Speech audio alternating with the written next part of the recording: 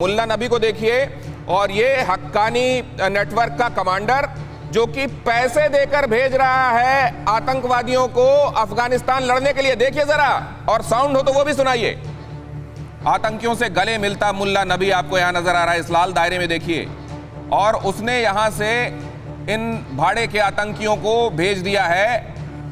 अब अफगानिस्तान, लाइन लगी हुई है उनकी, जिनको यहां से मुल्ला नबी अफगानिस्तान भेज रहा है। इन सबको पैसे दिए गए हैं और पाकिस्तान से ये प्रायोजित आतंकवादी जा रहे हैं अफगानिस्तान, और वहां तालिबान के साथ लड़ाई लड़ेंगे। अफगान फोर्सेस के खिलाफ इनकी बंदूकें शोला उगलेंगी। देखिए, चेक्स दिए जा रहे हैं, पैसे दिए जा रहे हैं, जिसका अगर अकाउंट होगा उसको शायद चेक दिया जा रहा है, वरना कैश। दोनों में डील करते हैं नबी साहब। जरा अब इसको समझने के लिए चलता हूं जनरल कुलकर्णी के पास। जनरल कुलकर्णी, अब इससे ज्यादा क्या चाहिए दुनिया को समझने के लिए, लेकिन सवाल यह है, ब्लैक लिस्ट में जाएगा कि ग्रे में ही बना रहेगा पाकिस्तान?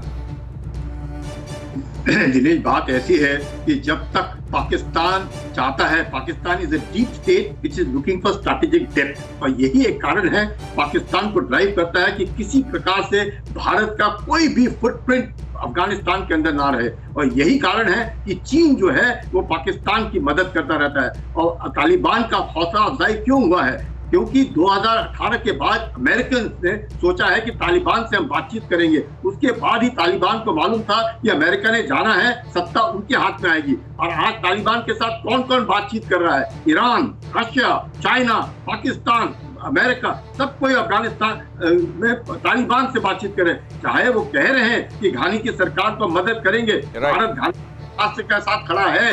उनके चीफ स्टाफ अगले 27 से 30 तारीख तक हिंदुस्तान के अंदर होंगे। सब कुछ बहुत अच्छी बात है, लेकिन बात सिर्फ एक है कि कुछ भी हो जाए, आज तालिबान का दबदबा है और उसको हम लोग रोक नहीं पा रहे हैं, क्योंकि उनको कहीं से भी मदद मिल रही है और उन्होंने चालाकी से इस्तेमाल किया है। इसको देखना बहुत जरूरी है।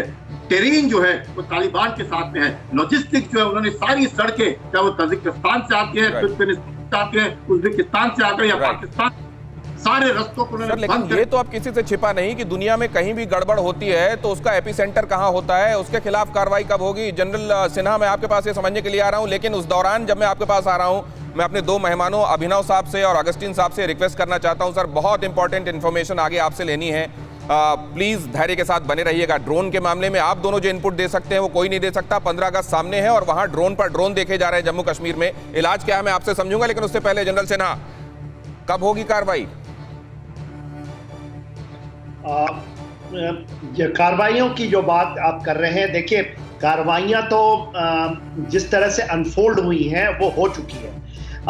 मेरा ये मानना है, मेरा विश्लेषण थोड़ा हटके है और उसको आप देखेंगे कि शायद उस तरह से अनफोल्ड हो रही है। आपको याद रखना चाहिए कि इन चाइना के अगेंस्ट में 9 अटैक्स हो चुके हैं, मेजर अटैक्स हुए हैं। चाहे वो बलूचिस्तान के अंदर में हुए हों, गुदार में हुए हों, उनके कराची में हुए हों, स्टॉक्स के अंदर में। उनके एम्बेसडर साहब जो स्पिन बॉलडॉग की बात कर रहे हैं, जहां पर वो मिलने गए थे तालिबान से, जब वो गए थे तो वहां मानो बम से अटैक हुआ था उनके होटल के अंदर। राइट। तो ये जो पिक्चरें आपको सामने आती हैं, या चाइना ने क्लियर कर चुके हैं कि वो बूट ऑन ग्राउंड नहीं रखेगा। हाँ, चाइना जो आप कहते हैं वो अपने हाथ को जलाने के लिए पाकिस्तान के पीछे, क्योंकि वो सीपैक को बचाना है उसे। राइट। सीपैक तो उसके हाथ से निकल चुका। आप गौतम जी मेरे को कोट कर लीजिएगा जो मैं आपको बता रहा हूं। ये बहुत बड़ी बात मैं दोहरा देता हूं सर इसको अपने दर्शकों के लिए। जनरल सिन्हा कह रहे हैं कि अगर वो सीपैक बचाने के लिए इतना बड़ा रिस्क ले रहा है तो मैं ये लिख के देता हूं कि बॉर्डर रोड इनिशिएटिव तो गया, ओबोर गया उसके हाथ से, रेशम भूल जाए वो अब। लेकिन क्या ये रेशम बनाने के चक्कर में वो जो कीड़े लेकर आया था वो उसके लिए आगे परेशानी का सबब बनेंगे? लेकिन यहाँ मुन्ना नबी को एक बार फिर से देख रहे हैं और वो चेक में, कैश में, दोनों में डील करते हैं और हो सकता है उनकी बहुत सारी ब्रांचेस हों। लेकिन मैं इसको लेकर अब जाना चाह रहा हूँ वैदिक साहब के पास और उसके बाद ड्रोन का रुख करूंगा मैं। वैदिक साहब, ये जो यहाँ स्थितियां बनी हुई हैं, जियोपॉलिटिकल सिचुएशंस, इनका कल्मिनेशन आप सर क्या देखते हैं? किधर जा रही हैं, कहाँ खत्म होंगी ये? देखिए, मैं इस समय समझता हूँ कि सबसे क्रूशल रोल भारत अदा कर सकता है। भारत में अफ़गानिस्तान के सेनापति आ रहे हैं और उसके अलावा मालदीव के विदेश मंत्री शाहिद जी भी यहाँ हैं। मालदीव को हमने अपनी पहल से संयुक्त राष्ट्र संघ की महासभा का अध्यक्ष इस बार निर्वाचित किया है। हमें चाहिए कि हम यूनाइटेड नेशंस की जनरल असेंबली में एक प्रस्ताव लाएं जी। कि वहाँ संयुक्त राष्ट्र संघ की शांति सेना भेजी जाए। वो प्रस्ताव मैं समझता हूँ कि सर्वानुमति से या प्रचंड बहुमत से पास होगा।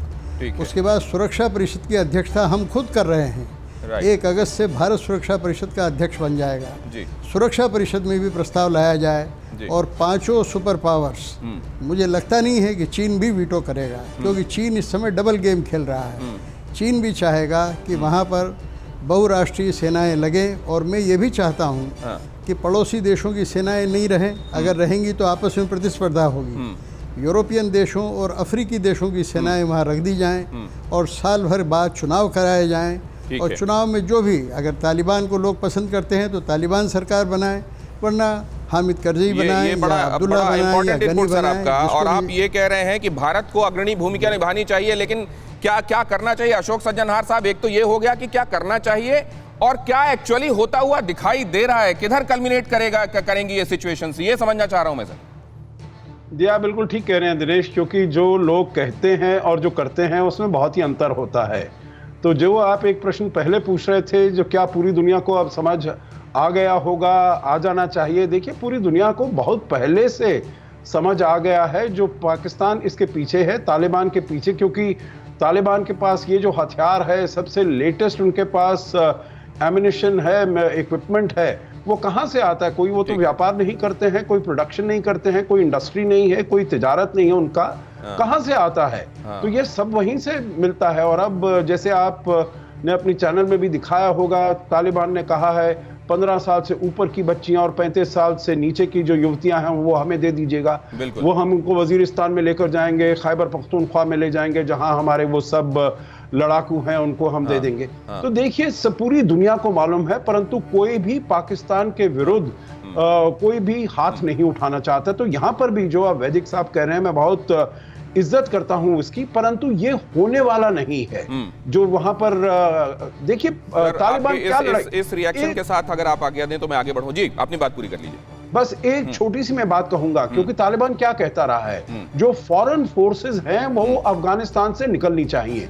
अब ये अमेरिका निकलेगा और उसके बाद आप कहते हैं जो और फॉरेन फोर्सेस आएंगे, वही वाले यूरोपियन फोर्सेस थे वो यहां से निकलने वाले हैं, अफ्रीका वाले वहां पर आएंगे। तो देखिए वहां पर शांति बहाल नहीं होगी, और शांति अगर बहाल होनी है, चाहे वो जो दोहा में बातचीत हो रही है, पूरी इंटरनेशनल कम्युनिटी को दबाव डालना है तालिबान के ऊपर, जो आप वहां पर सीरियसली नेगोशिएट करिए। सर ये लेकिन आपने जो कहा कि विशफुल थिंकिंग, ये ठीक है कि ऐसा होना चाहिए, लेकिन एक्चुअली हो क्या रहा है और उसमें हिंदुस्तान को क्या करना चाहिए, हर पल इसको देखते रहना होगा। परवाह देश की, सोमवार से शुक्रवार रात 10 बजे TV9 भारतवर्ष पर।